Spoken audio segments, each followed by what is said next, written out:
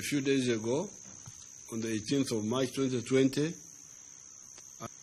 I addressed you on the dangerous situation of the coronavirus. Up to now, Uganda, by God's mercy, has not yet recorded a single case of this terrible virus.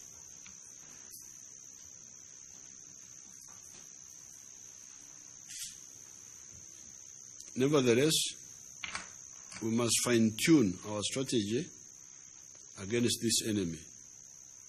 In my address of the 18th of March, I had directed the health authorities to allow people, Ugandans and non-Ugandans, coming into the country from abroad, and even from the Category 1 countries that have a lot of coronavirus cases, as well as other countries, to allow them to come in, but be quarantined.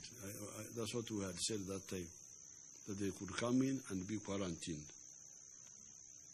Partly due to the indiscipline of some of the people, we have now decided to review that position and tighten preventive measures in addition to what we had done the other day. Consequently, we have decided to take the following measures. Number one, to prohibit all incoming passengers, whether by air, land, or water. In order to actualize this, we have decided to prohibit all passenger planes coming from outside Uganda from landing at any of the airports of Uganda. Only cargo planes will be allowed to fly into and out of Uganda.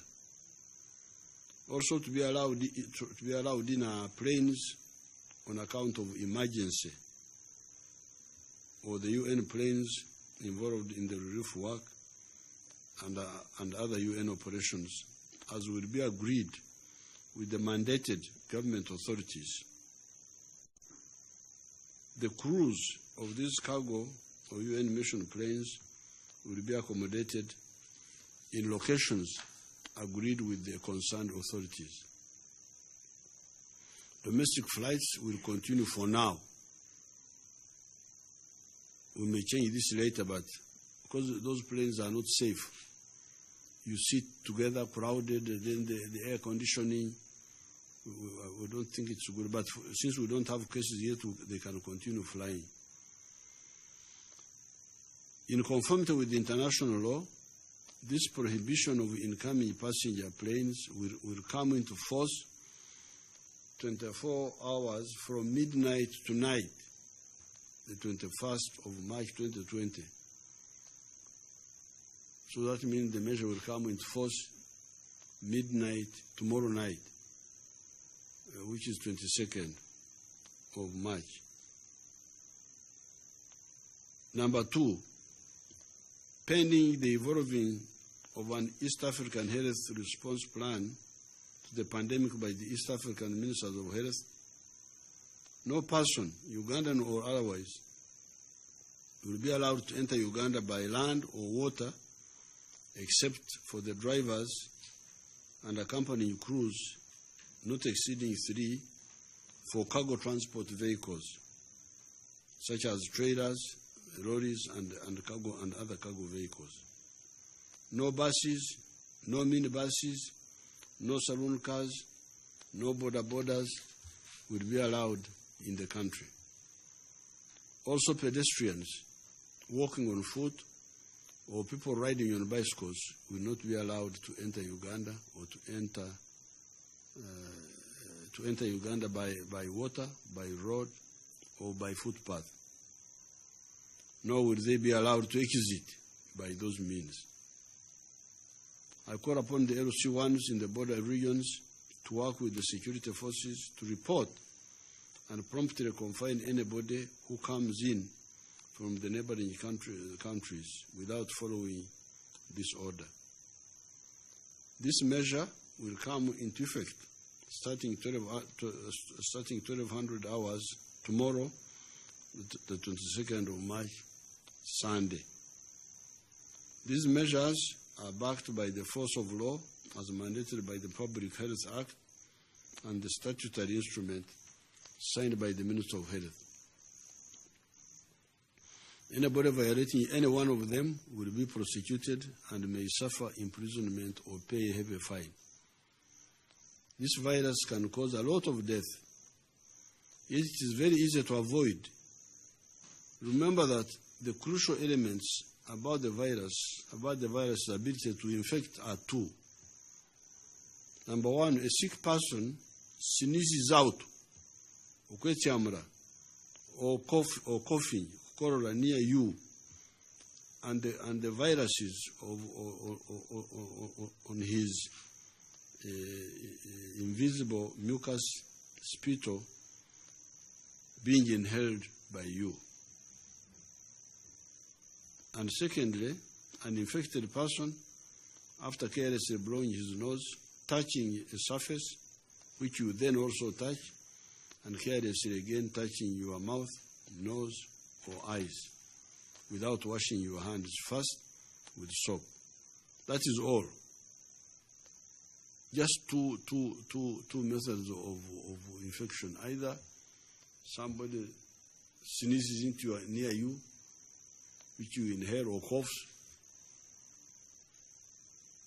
or he coughs, touches his mouth and nose and touches the surface, which you also touch. But not only touch, but you now touch your eyes now. Your eyes or your ear or your nose or your mouth. Otherwise, there's no way the virus will enter your system.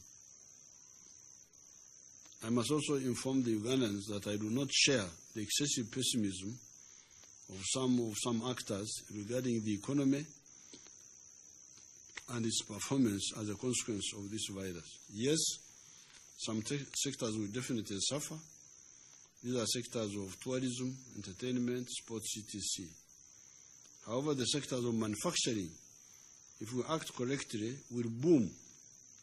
Uganda has been importing products to the tune of $7 billion per annum. With the exception of the petroleum products, this is a chance to end the hemorrhage caused by traders who go to foreign countries and turn our market into a supermarket for foreign products.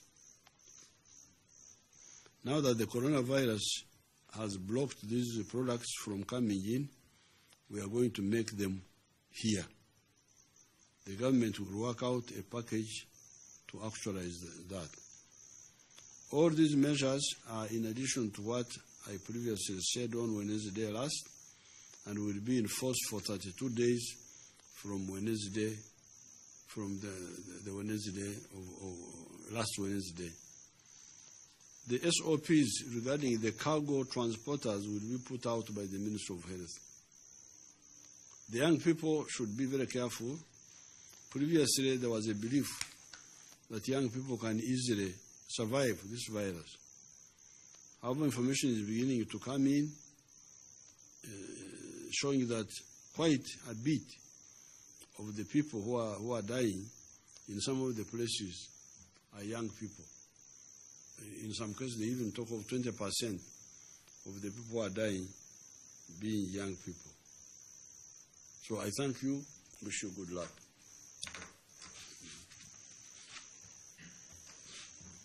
Okay?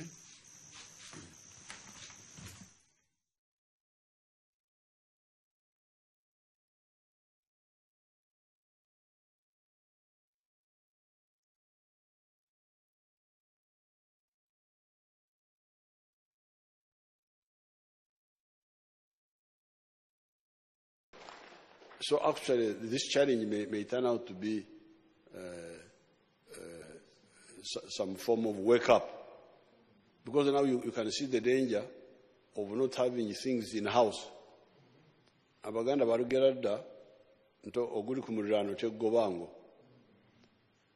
So these things ebiri ku muliraano, eddagala liri ku muliraano. Si mu muliraano, emitala y'amayanja. Eddagala liva bweru, emmotoka eva bweru, computers ziva bweru. Now you have seen the problems. This may be to wake up Africans, to tell them that you fellows, wake up, do things here. That's why I put on this shirt. This shirt I put it on because it is made here from Uganda cotton. That's why you never see me putting on anything else these days. I'm putting on this shirt because it is made here 100%. So thank you so much for praying the religious leaders. Ugandans, please, you are watching, but don't take this as a joke. Because this is a disease, when I was coming here with the Honorable Janet in the car, we were reading through the New Vision, and there was this singer, an African singer, called Mabere,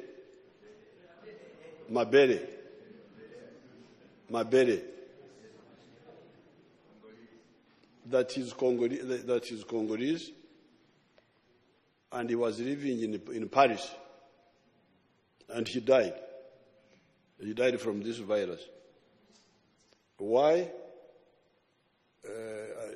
Because if you already have other health conditions, that he had like cancer, he was battling with cancer. So when this thing came in, it made it. So all our people who have got other health conditions, diabetes,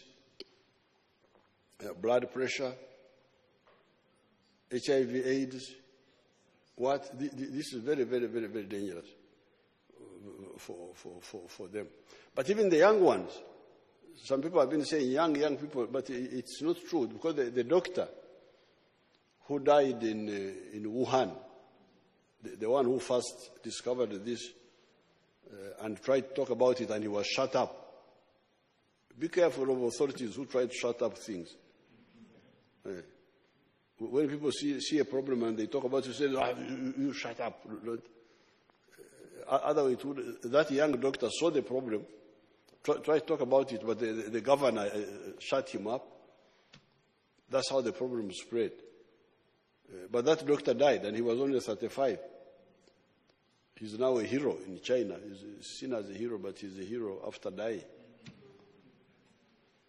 So, all of you, young and old, if you don't want too many coffins, the alternative is hundreds of thousands of coffins if you play around with this.